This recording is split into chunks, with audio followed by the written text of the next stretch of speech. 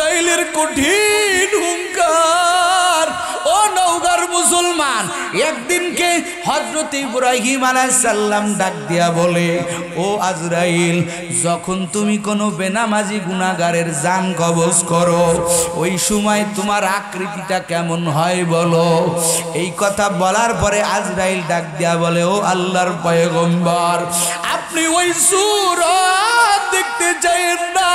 ও নবী আমার, আমি আজরাইলের ওই সূরত যদি আপনি দেখেন আপনি সহ্য করতে পারবেন না। ইব্রাহিম আলাইহিস সালাম ডাক দিয়া বলেন, না, তুমি বলো, তুমি সেই সূরতটা আমাকে দেখাও। এবার আজরাইল বললেন, ও পয়গম্বর, আপনি একটু সামন দিকে তাকান। ইব্রাহিম আলাইহিস সালাম সামন দিকে তাকাইল। আজরাইল বলে, এবার একটু আমার দিকে তাকান। ইব্রাহিম আলাইহিস সালাম বলেন, আমি যখন পিছনে ফিরে আজরাইল আলাইহিস সালামের দিকে তাকাইলাম, আমি দেখতে পাইলাম আজরাইলের পা দুটো জমিনে। ওরে আজরাইল আলাইহিস সালামের মাথা আসমানে, এত ভয়ঙ্কর দেহ, গায়ের পশমগুলো খেজুরের কাটার মতো, দুইটা চোখ পুকুরের মতো। ওরে নাক আর মুখ ধাউ ধাউ করে আগুনের ফুলকিগুলো বাহির হইতেছে, আর এত দুর্গন্ধ। আল্লাহর পয়গম্বর ইব্রাহিম আলাইহিস সালাম এই দৃশ্য দেখে জমিনে পড়ে গেলেন। জমিনে পড়ে গেলেন বেহুশ হইয়া। জিবরাইল আজরাইল কিছুক্ষণ পরে যখন হুশ আসলো, আজরাইল ডাক দিয়া বলে, ও পয়গম্বর, আপনাকে তো আগেই বলছিলাম রে নবী, আমি যখন কোনো বেনামাজি গুনাহগারের জান কবজ করি তখন আমার সূরতটা আপনি দেখতে চাইেন না।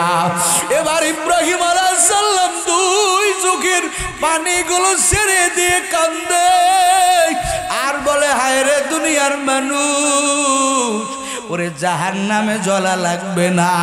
ওরে আজরাইল এত বড় দেহ, এত ভয়ঙ্কর আকৃতি, কোন বেনামাজি গুনাহগার যদি দেখে জাহান্নামে জ্বলার চাইতে আজরাইলের চেহারা দেখলেই তার শাস্তি হয়ে যাবে।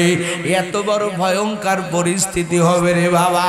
মুফাসসিরে কেরাম বলেন, ও উম্মতের দল, তোমার মরণের বেলায় তোমারে ধোঁকা দিবে, তোমারে ধোঁকা দিবে, তোমাকে ধোঁকা দিবে। বলে শয়তান সারা জীবন তোমারে যত ধোঁকা না দিছে, মরণের বেলায় সব ধোঁকা একসাথে দিবে। তোমাকে বারবার চেষ্টা করবে এই নামাজিরে, এই ভালো লোকটাকে, তাহাজ্জুদ পড়নেওয়ালাকে ধোঁকা দিয়ে দিয়ে দিয়ে দিয়ে রে জাহান্নামী বানায় দেয়।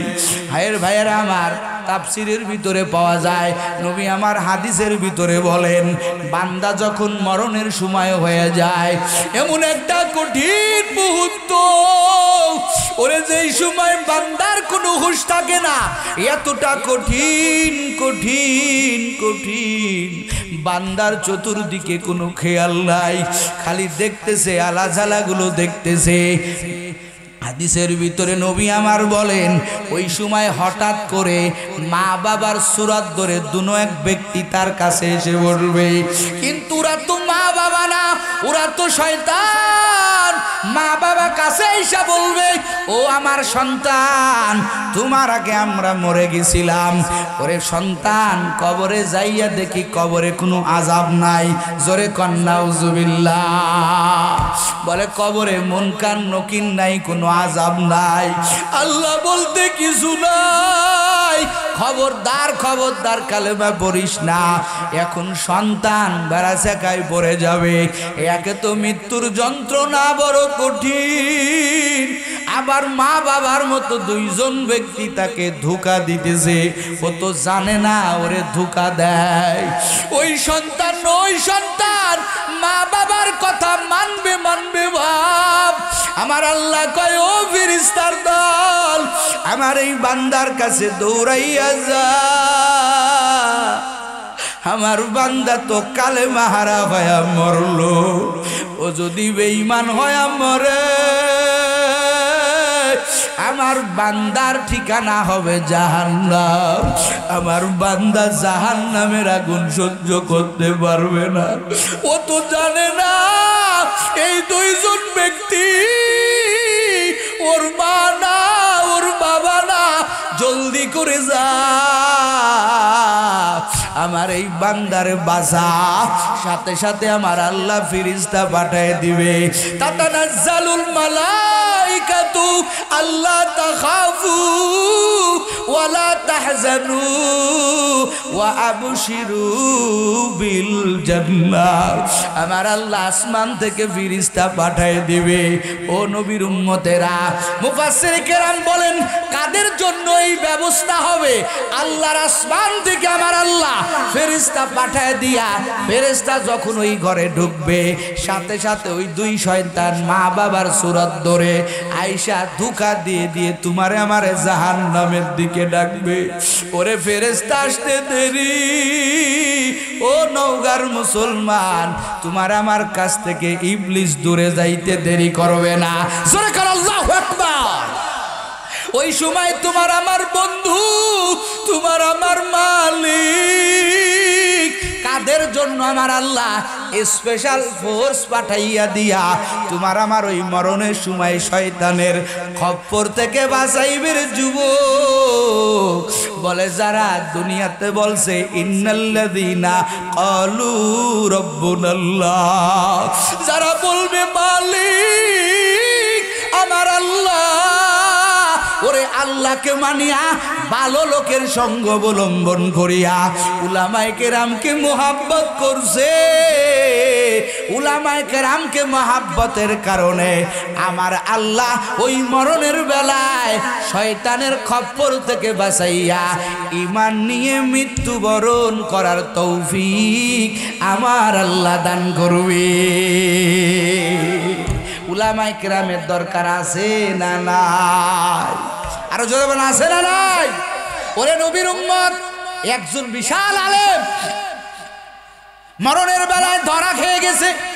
শয়তান বারবার প্রশ্ন করতেছে, ও আল্লাহর বান্দা তোর ইলম দেখি কতটা আছে বল। আমি বললাম আল্লাহ দুইজন, তুই একজন প্রমাণ কর। লোকটা তো ইলমের দরিয়া, আমার নামটা মনে নাই হুজুরের। ওই উলামাই, ওই আলেম, বড় মুহাক্কিক আলেম। শয়তান বারবার বলতেছে আল্লাহ দুইজন, আবার বলতেছে আল্লাহ দুইজন, তুই একজন প্রমাণ কর। ওই আলেম সাহেব কিতাবাদি দিয়া দলিল দিয়া প্রমাণ করে আমার আল্লাহ একজন। শয়তান আবার প্রশ্ন করে আল্লাহ দুইজন, আবার দলিল দে, আবার দলিল দেয়। এইভাবে ৯৯টা দলিল ওই আলেম সাহেব দিতেছে, আর শয়তান বারবার বলতেছে আল্লাহ দুইজন, আল্লাহ একজন না, আল্লাহ দুইজন, আল্লাহ একাধিক, আল্লাহর শরীক আছে, বারবার বলতেছে। এখন এর তো দলিলা দিল্লা শেষ, কিন্তু আলেম সাহেবের একজন বুজুর্গ মুহাক্কিক মুরব্বি আমার আল্লাহ ইলহামের মাধ্যমে, কাশফের মাধ্যমে আমার আল্লাহ জানাইয়া দিছে, ও বুজুর্গ সাহেব, তোমার অমুক মুরিদ মরণের বেলায় বিনা দলিলে তুমি মরে যাইতেছে। ওরে দলিল দেছে, ওরে এলেমের বাহাদুরি খাটতেছে না। তুমি তাড়াতাড়ি তোমার এই মুরিদটাকে বাঁচাও, ওকে বলো কি করা যায়। পীর সাহেব বলে, ও মুরিদ, শয়তানের কাছে কোনো দলিল লাগবে না, ওরে বলিয়া দে আমার আল্লাহ একক বুঝাইতে গেলে দলিল লাগবে না, বিনা দলিলে আমার আল্লাহ একজন। জোরে কার আল্লাহু আকবার। শয়তান কয় বাঁচিয়া গেলি, তোর এলেম আজকে তোকে বাঁচাইতে পারতো না। পীর সাহেবের কথা মানার কারণে, একজন খাঁটি বুজুর্গের মোহাব্বত থাকার কারণে আজকে বেঁচে গেলি, না ছাড়া আমি শয়তান তোরে বেঈমান করিয়াই মরাইতাম। জোরে কর নাউজুবিল্লাহ। উলামায়ে কেরামের দরকার আছে না নাই? কথাখান আছে না নাই? মরণেও দরকার উলামায়ে কেরাম। ও যুবক, শুধু মরণে না, কবরের জিন্দেগিতেও এই আলেমের কত দাম, এই এলেম অর্জন করার যে কত ফজিলত রে বাবা। কবরের ভিতরে একজন আলেমের দাম আছে না নাই? ইমাম ফখরুদ্দিন রাজি রহমাতুল্লাহি আলাইহি তার বিখ্যাত কিতাব তাফসীরে কাবীরের ভিতরে একটা ঘটনা আনছেন। পয়গম্বর মুসা আলাইহিস সালাম একদিন রাস্তা দিয়া যাইতেছেন, দেখেন একটা কবরের ভিতরে আমার আল্লাহ ভয়ঙ্কর আযাব দিচ্ছেন। এত ভয়ঙ্কর আযাব, ও নবীর উম্মতেরা, এই চোখে কবরের আযাব আমার আল্লাহ নবী ছাড়া কাউকেও দেখায় না। শুধুমাত্র কেবলমাত্র কবরের আযাব আল্লাহ তাআলা পয়গম্বরকে দেখান। জোরে কান সুবহানাল্লাহ। কারণ নবী আমার বলেন, যদি আম জনতা কবরের আযাব দেখতে পারত তাহলে মানুষ ভয়তে কোনো লোক মারা গেলে তাকে কবরে রাখতো না। মানুষ মারা গেলে মানুষ পাগল হয়ে যাইত, ছুটে জঙ্গলে বেড়াইতো, মানুষকে দাফন করার সাহস পাইতো না যদি সাধারণ মানুষ কবরের আযাব দেখত। এত ভয়ঙ্কর আযাব নবীদের দেখাইছেন কেন? বলে নবীদের দেখাইছেন কারণ নবীরা দেখে যাতে তার উম্মতকে বয়ান করতে পারে। জোরে কোন সুবহানাল্লাহ। পয়গম্বর মুসা আলাইহিস সালাম কবরের পাশ দিয়া যাইতেছেন, একটা কবরের ভিতরে ভয়ঙ্কর আযাব হইতেছে। পয়গম্বর মুসা আলাইহিস সালাম কাজ সেরে আবার ওই কবরের পাশ দিয়া যাইতেছে, তাকাইয়া দেখেন এই কবরে এখন আর আযাব নাই। এই কবরটা আমার আল্লাহ জান্নাতের বাগান বানাইয়া দিছে। পয়গম্বর মুসা বলে, ও কবরওয়ালা ভাই, তোমার কবরটা মুহূর্তের মধ্যে কেমনে জান্নাতের বাগান হয়ে গেল? তাড়াতাড়ি আমারে বলো, আমি তো মাত্র দেখলাম। তোমার কবরটা তো দেখতে দেখতে পাইতেছিলাম একটা জাহান্নামের গর্ত। আমি কাজ সারে আসতে না আসতে তোমার কবরটা কিভাবে জান্নাতের বাগান হয়ে গেল? বলো কি ব্যাপার, কি এমন আমল তোমার? ওই কবরওয়ালা ভাই ডাক দেয়া কয়, ও নবী, আমার কবরটা এমনি এমনি জান্নাতের বাগান হয়ে যায় নাই। ও নবী আমার, আমি যেদিনকে মারা গিয়েছিলাম আমার স্ত্রীর গর্ভের ভিতরে একটা সন্তান রেখে আসছিলাম। আমার সন্তান আমার স্ত্রীর গর্ভে, কিন্তু আমার কপাল বড় খারাপ, আমি আমার সন্তানকে দেখতে পাই নাই। আমার স্ত্রী গর্ভের থেকে সন্তানটা ভূমিষ্ঠ হওয়ার পরে আমার স্ত্রী হাজার কষ্ট ক্লেশ করিয়া, সব কষ্ট সহ্য করিয়া আমার সন্তানটাকে মানুষ করছে। হুজুর, আজকে আমার সন্তানটাকে আমার স্ত্রী মাদ্রাসায় ভর্তি করছে। ও হুজুর, আমার সন্তানটা মাদ্রাসায় যাওয়ার পরে আজকে সর্বপ্রথম আমার সন্তানকে মাদ্রাসার শিক্ষকেরা সবক পড়াইছে।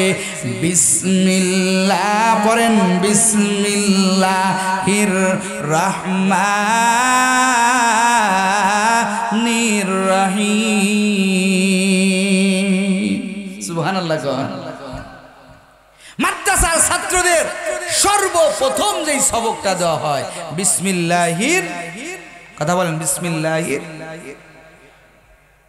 এই জিনিসটা পড়ছে আমার সন্তান। পয়গম্বর মুসা ডাক দেয়া কয়, বুঝলাম তোমার সন্তান বিসমিল্লাহ পড়েছে, তো এর সাথে তোমার কবরের আযাব মাফ হওয়ার কি সম্পর্ক? এবার কবরওয়ালা ডাক দেয়া বলে, পয়গম্বর, আমার ছোট বাচ্চাটা মাদ্রাসায় গিয়া পড়ছে, হুজুরেরা পড়াইছে বিসমিল্লাহির রহমানির রহিম। আমি শুরু করতেছি এমন আল্লাহর নামে, যেই আল্লাহ হলেন রহমান, যেই আল্লাহ হলেন রহমান, যেই আল্লাহ হলেন রহিম। আমার আল্লাহ ডাক দেয়া কয়, ও ফেরেশতা, আমার এই ছোট বান্দা দেখ মাদ্রাসায় গিয়া ও তো কোনো কিছু বোঝে না, বিসমিল্লাহির রহমানির রহিমের বাংলাটাও জানে না, কিন্তু আমার বান্দা ছোট, মাদ্রাসায় যাই আমার বান্দা কেমনে পড়ে? আমি শুরু করতেছি ওই আল্লাহর নামে, যেই আল্লাহ হলেন রহমান, যেই আল্লাহ হলেন রহিম, আমার ছোট বান্দা কেমনে আমাকে স্বীকৃতি দেয়? আমার মতো রহমান কেউ নাই, আমার মতো রহিম কেউ নাই। এরে পয়গম্বর মুসা,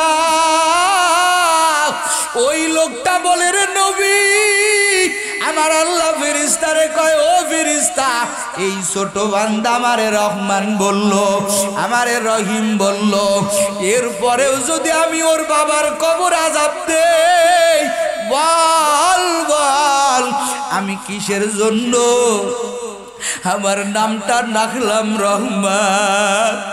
আমি কিসের জন্য আমার নামটা রাখলাম রহিম?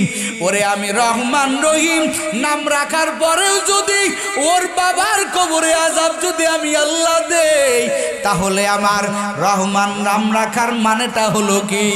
আমার নাম রহিম রাখার মানেটা হলো কি? জলদি করে যা, ওর বাবার কবরের আযাব তাড়াতাড়ি মাফ করে দে। ও কলিজা টুকরা যুবকেরা, ও আমার ভাইয়েরা, ও পর্দার আড়ালের আম্মা জানেরা, ওরে একটা সন্তানের বিসমিল্লাহর পাঠের দ্বারা যদি ওই বাবার কবরের আযাব আমার আল্লাহ মাফ করে দিতে পারেন, একটা সন্তান যখন সিনায় কোরআন নিয়া, একটা আলেম সাহেব যখন এলেম নিয়া কবরে যাবে, আপনারাই জবাব দেন, ওই কবরে কি আমার আল্লাহ আযাব দিতে পারে? কথা কোন পারে? ওরা বিসমিল্লাহ পাঠের দ্বারা যদি সন্তানের বাবার কবরের আযাব আমার আল্লাহ মাফ করে দিতে পারেন, তাহলে যাদের সন্তান মাদ্রাসায় পড়ে, হাজার সব সময় তেলাওয়াত করে, ওই সন্তানের তেলাওয়াতের দ্বারা আমার আল্লাহ পিতা মাতার গোরের আযাব মাফ করতে পারে কি পারে? জোরে কান পারে কি পারে না? মাদ্রাসায় পড়ার দ্বারা কবরে কি উপকার আছে? কথা কয় না, আছে? ওরে যুবক, ও পর্দার আড়ালের আম্মা জান, যদি বিবেকবান ব্যক্তি হয়ে থাকেন বলেন, আর কোনোদিন এই স্লোগান দিবেন না, মাদ্রাসায় পড়ে হবে কি রে বাবা? না রে বাবা, কবরে তোমার কেউ আপন হবে না, চতুর্দিকে মাটির দেয়াল, কেউ তোমার আপন না রে যুবক। এই জন্য বাবা, কবরে যদি মেহমান হয়ে যাইতে চাও, উলামায়ে কেরামকে মোহাব্বত করো, একটা সন্তানকে কোরআনের হাফেজ বানাও, একটা সন্তানকে আলেম বানাইয়া কবরে যাও, দেখবা তোমার কবরটা জান্নাতের বাগান হয়ে গেছে। এরে নওগাঁর মুসলমান, ও পর্দার আড়ালের আম্মা জান, আজকেও ৩-৪টা ছাত্রের মাথায় পাগড়ি দিলাম, একটা ছাত্রের মুখের দিকে তাকায় দেখছি এতিমের সাপ, ওর চোখের দিকে তাকাইয়া দেখি পানিগুলি টলমল টলমল টলমল করতেছে, কারণ হুজুর ঘোষণা দিছে ওর মা নাই, ওর মা কবরে চলে গেছে। ওই সন্তানটার মুখে আমি হাত বুলাইয়া দোয়া করে দিছি, আর এই সন্তানের মার কপাল কত ভালো। এরে আব্বা জান, এরে পর্দার আড়ালের আম্মা জান, মনে কি চায় না রে মা, একটা আলেম সাহেবের মা হয়ে কবরে যাবেন, একটা হাফেজ সাহেবের মা হয়ে কবরে যাবেন? মনে কি চায় না ও বাপ জানেরা, বাড়া করা মোল্লা দিয়া জানাজা পড়াইবেন না রে বাবা? না, নিজের সন্তান যাতে তোমার জানাজার ইমাম হইতে পারে, এইরকম একটা পরিস্থিতি তৈরি করে যাও। কারণ সন্তান যখন বাবার লাশটা নিয়ে দাঁড়ায় যাবে, সন্তান যখন মায়ের লাশটা নিয়ে দাঁড়াইয়া যাবে, ওরে মার তার লাশের সামনে দাঁড়াইতে দেরি হবে, চোখে পানি আসতে দেরি করবে না। আর ওই বাড়া করা মোল্লা নিয়ে যদি দাঁড় করায় দাও, ও তো কাঁদবে না, ও তোর জিম্মাদারি খালাস করবে। ও ভাই জানের আমার, ও বাপ জানের আমার, একজন কোরআন পড়নেওয়ালি সন্তান তুমি দুনিয়াতে বানাইয়া যাও, হক বানারে বাবা। শায়েখ জাকারিয়া রহমাতুল্লাহি আলাইহি তার কিতাবের ভিতরে একটা ছোট্ট ঘটনা লিখছেন। এক আল্লাহর ওলি এক গোরস্থানের পাশ দিয়ে যাইতেছেন, দেখে গোরস্থানে কবরের ভিতরে মানুষদের কবর দেওয়া হইছে। আল্লাহর বান্দা গোরস্থানের কিনারায় দাঁড়াইয়া আল্লাহর বান্দা সুয়াব রিসানি করলেন। একবার সূরা ফাতিহা 3 বার ইখলাস পড়িয়া দোয়া করে চলে গেলেন। ওই বুজুর্গ বান্দা রাতের বেলায় স্বপ্ন দেখতেছেন ওই গোরস্থানবাসী তার ওই সোয়াবটা যেটা রিসানি করা হয়েছে ওই সোয়াবটা বন্টন করা হইতেছে। সবাই লাইনে দাঁড়ানোর জন্য পাগলের মতো হয়ে গেছে। কারণ যুবক রে, তুমি দুনিয়াতে মনে করো টুপি মাথায় দিয়া কি হবে, ওরে আউয়াবিন পরে কি হবে, চাষ্ট পরে কি হবে, তাহাজ্জুদ পরে কি হবে, একটা নেকির কদর তোমার আসে না রে বাবা। কিন্তু মরিয়া দেখো একটা নেকির কত দাম, একটা নেকি যে তোমার কত বড় দামি, একটা নেকির জন্য কত মানুষের জাহান্নাম ফায়সালা হয়ে যাবে। এবার ওই বুজুর্গ বান্দা স্বপ্নে দেখতেছে তার ওই সোয়াবটা, ওই যে মানুষ যেমন রিলিফে মাল দেয় লাইনে দাঁড়াইয়া নেওয়া লাগে, ওই গোরস্থানের সমস্ত মুর্দারা ওই লাইনে দাঁড়ানোর জন্য বড় পাগল, সবাই লাইনে দাঁড়ায়। ওই গোরস্থানের একটা মুর্দা আছে মহিলা, ওই মহিলা লাইনে দাঁড়ায় না, ও বসে মুস্কি মুস্কি হাসতেছে। এবার স্বপ্নের ভিতরেই বুজুর্গ বলতেছে, ও আম্মা জান, সবাই তো লাইনে দাঁড়ায় গেল, আপনি কেন লাইনে দাঁড়াইতেছেন না? ওই আম্মা জান বলতেছে, হুজুর, ওরে দুনিয়াতে আমার একটা ওই কোরআনের হাফেজ সন্তান আছে, যেই সন্তান আমি ওর মায়ের জন্য ওরে দোকানদারি করে, তারপরও আমি ওর মারে 1 সেকেন্ডের জন্য বলে না, আমার জন্য সব সময় কোরআন তেলাওয়াত করে। আর আমার মাওলা ওই তেলাওয়াতের সওয়াবটা আমার আল্লাহ আমার আমলনামায় দিয়া দেয়। এই জন্য ওই নেকি নেওয়ার কোনো পেরেশানি আমার ভিতরে নাই। আল্লাহর বান্দার ঘুম ভেঙে গেল। হায় রে, ওই মায়ের সন্তানের কপাল কত ভালো, আর ওর মায়ের কপাল কত ভালো, যেই মা কবরের নেকির জন্য পারাপারি করে না। আল্লাহর বান্দা পরের দিনই ওই এলাকায় রওনা দিয়ে দিল। ও নওগাঁর মুসলমান, আল্লাহর বান্দা ওই দোকানে যাইয়া সন্তানটারে ডাক দিছে, রে বাবা আয় আয় আয় আমার বুকে আয়। বলে কি ব্যাপার? বলে তুই যে কোরআন তেলাওয়াত করো, তোর এই সওয়াবটা আমার আল্লাহ তোর মায়ের আমলনামায় পাঠায়া দেয়। ও যুবকের দল, যুবকরে দোয়া করে দিয়া বুজুর্গ সাহেব চলে গেলেন। কিছুদিন পরে আবার ওই গোরস্থানে রে বাবা ওই আল্লাহর বুজুর্গ বান্দা আবার সূরা ফাতিহা ইখলাস পড়ে দোয়া করে বাড়ি চলে গেলেন। রাত্রেবেলা স্বপ্নে দেখতেছেন তার ওই নেকিটা আজও ফেরেশতারা বন্টন করতেছে। আর ওই মহিলাটা বারবার বলতেছেন, ওরে আমার লাইনে দাঁড়াইতে দে। এবার বুজুর্গ সাহেব ডাক দিয়া বলে, রে মা,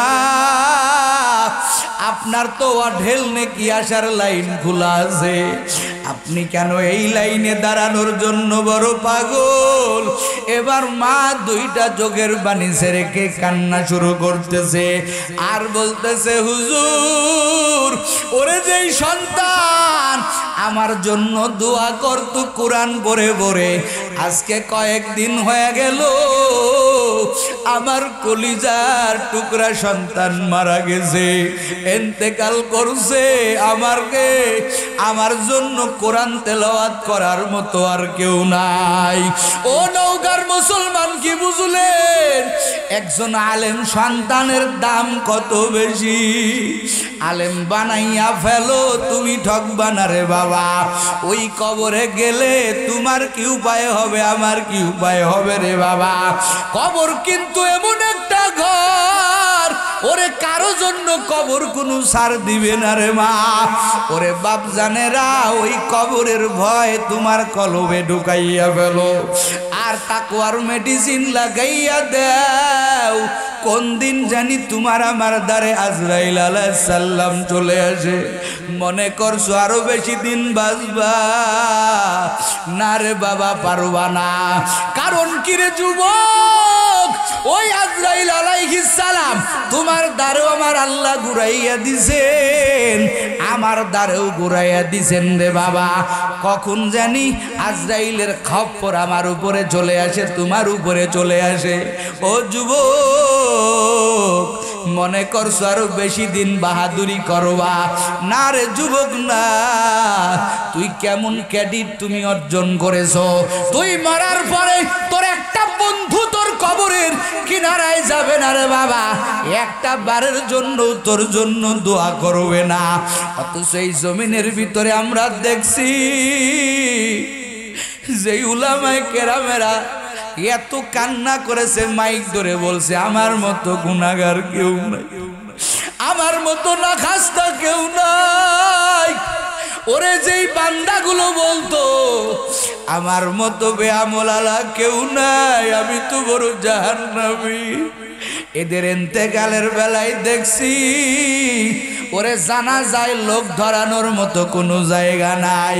ওই যে হাটাজারির হযরত শফি রহমাতুল্লাহি আলাইহি, আপনারা মোবাইলে ভিডিও ফুটেজ দেখছেন রে বাবা, হাজার হাজার আলেমের উস্তাদ, এ আল্লাহর বান্দা 100-র উপরে হায়াত পাইল। ওরে ইন্তেকালের বেলায় কি ঘটলো? ওরে দুনিয়ার মানুষের দাম দেয় নাই, কত বাজে কথা বলছে হযরত রে নিয়া। তেতুল হুজুর বলেছে আমগো মতো কিছু টুপিওয়ালারাও তো কম গালি দিল না রে বাবা। এই শফি রহমাতুল্লাহি আলাইহি আল্লাহর বান্দা বুজুর্গর ইন্তেকালের বেলায় হাটাজারি অত বড় একটা প্রতিষ্ঠান রে বাবা, একটা জায়গায় তিল ধরানোর মতো কোনো জায়গা নাই, আমার তোমার মতো সাধারণ কোনো মানুষ যায় নাই। সমস্ত মুহাদ্দিসিনে কিরাম যারা বুখারী পড়ায়, তিরমিজি পড়ায়, বড় বড় কিতাব পড়ায়, এর ছাত্র, সব ছাত্রগুলো হুজুরের ইন্তেকালে আগায় গেছে। এই ব্যক্তির কপাল কত ধন্য, এরপরেও আল্লাহর বান্দারা দুনিয়াতে নিজেরে বড় মনে করে নাই। ও নবীর উম্মতের দল, তুমি নিজেরে কিসের জন্য বড় মনে করো? তোমার চোখে পানি নাই, তোমার ফিকির নাই, তুমি কি নিয়ে কবরে যাবা রে বাবা? কি মনে করছো তোমার ইন্তেকালে সবাই তোমার জন্য দোয়া করবে? 2 দিন পর বন্ধুরা আর একটা বারের জন্য তোর নাম্বারটা রাখবে না। 5 দিন পরে দেখবি ও যুবক, ও পর্দার আড়ালের আম্মা জান, ও আমার বোনেরা, যেই ছেলের পিছনে দৌড়াইয়া তুমি তোমার জীবনটা নষ্ট করতেছো, এরে বোন, আজকেই যদি মারা যাও তোমার বন্ধু আর একজনের সাথে লাইন মারবে, তোমার নাম্বারটা পর্যন্ত ওরে মোবাইল থেকে ডিলিট করে দিবে, কেউ তোমার নাম্বারটা পর্যন্ত সেভ রাখবে না। এই তো দুনিয়ার বাহাদুরি, এই দুনিয়ার বাহাদুরি করে কি লাভ হবে রে বাবা? এই জন্য কবি বলেন, এমন জীবন তুমি করিও গঠন, মরিলে হাসিবে তুমি কাঁদিবে ভুবন। এমন জীবন করিও না গঠন, মরিলে কাঁদিবে তুমি হাসিবে ভুবন। এই জমিন থেকে কত মানুষ ইন্তেকাল হয়ে গেল, কারো বেলায় আল্লাহ পাক আসমান থেকে জান্নাতি সমস্ত আমার আল্লাহ হুরগেল মানগুলো পাঠায়া দেয়, জান্নাতের ফেরেশতাদের পাঠায়া দেয়। আবার কারো বেলায় আমার আল্লাহ জাহান্নামের দৃশ্যগুলো দেখায়। ওরে যুবক, তোমার আমার তো সেই ঘন্টা সামনে, জানি না তোমার আমার মরণটা কেমনে হবে রে বাবা। তুমি আমি কি আল্লাহর বন্ধু হয়ে কবরে যাব? তুমি আমি কি আমার মাওলার দুশমন হয়ে যাব?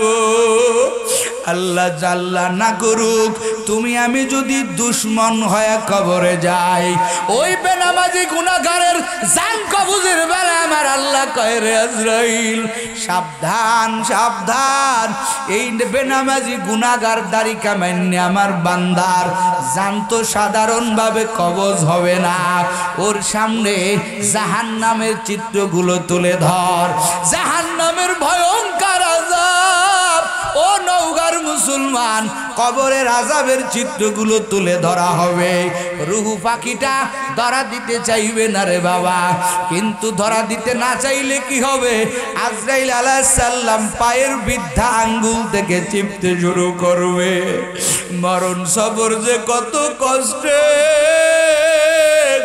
ও বুজুর্গ নওগাঁর মুসলমান মরণ সবরের কথা যদি চিন্তা করতে ঘরবাড়ি ফেলাইয়া সেই যাতনায় তুমি কাঁদতে এই জন্য আমার নবী বলেন ও আমার উম্মতের দল মুতু ক্বাবলা আন তামুতু ওয়া হাসাবু ক্বাবলা আন তুহাসিবু এরে উম্মত মরার আগে মরো দেখো তোমার কিছু নাই আরে যাদের জন্য কোটি কোটি টাকা জমাইলেন ও নওগাঁর মুসলমান দেখবেন এই কোটি টাকার এক সারে না পয়সা আপনার জন্য খরচ হয় নাই মরিয়া গেছেন সন্তানগুলোর ভিতরে আগেই ফিকির কে কোনটা ভাগ নিবে বোনেরা ঈশা বলবে আমার ভাইয়ের অমুকটা আমার অমুকটা আমার যার যার মতো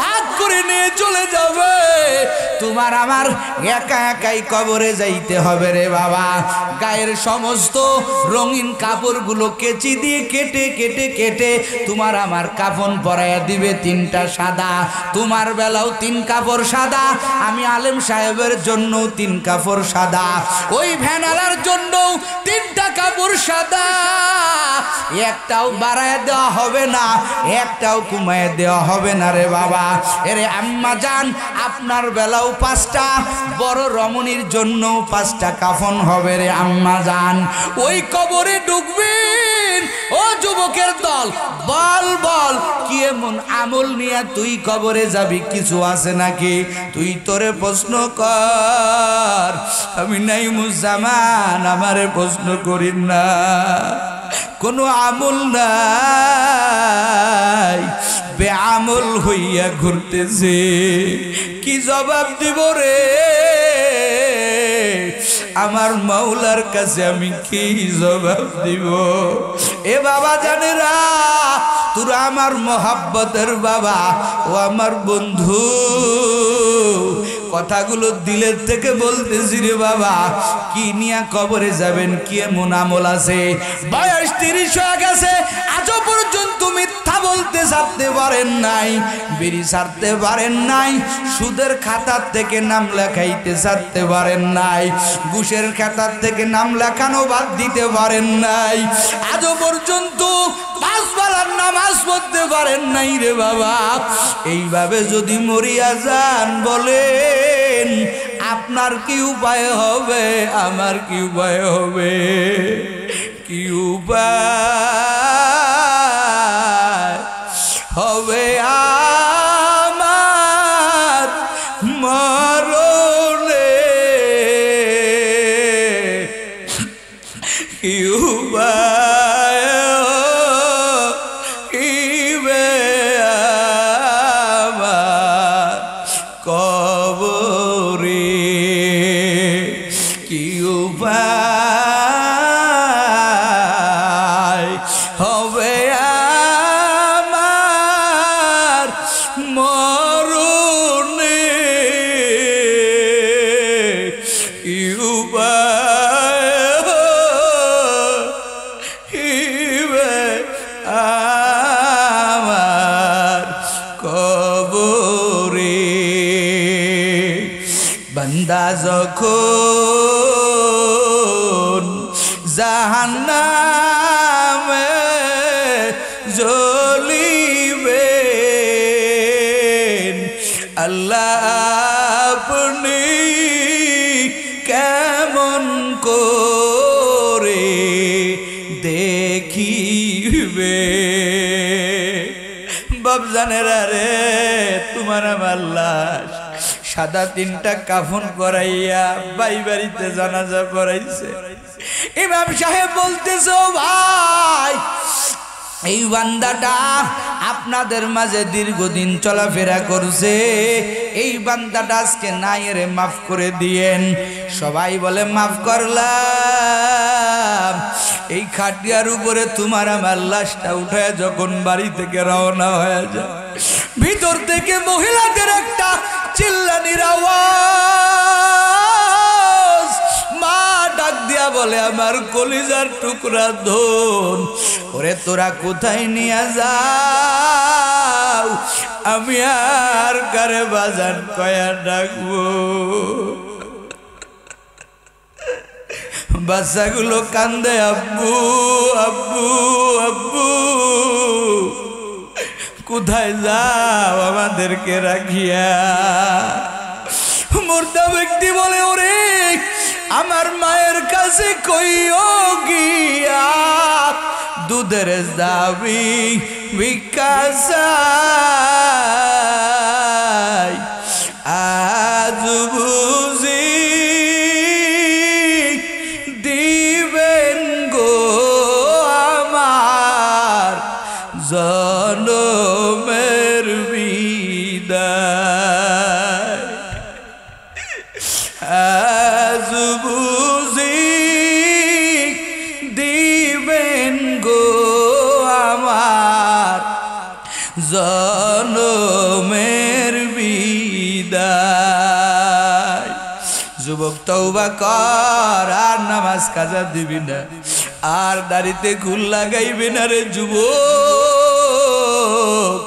ও পর্দার আলের আম্মা জান, আজকের থেকে তওবা করে আজকের রজনীটা নিজের জীবনের শেষ রজনী মনে করেন।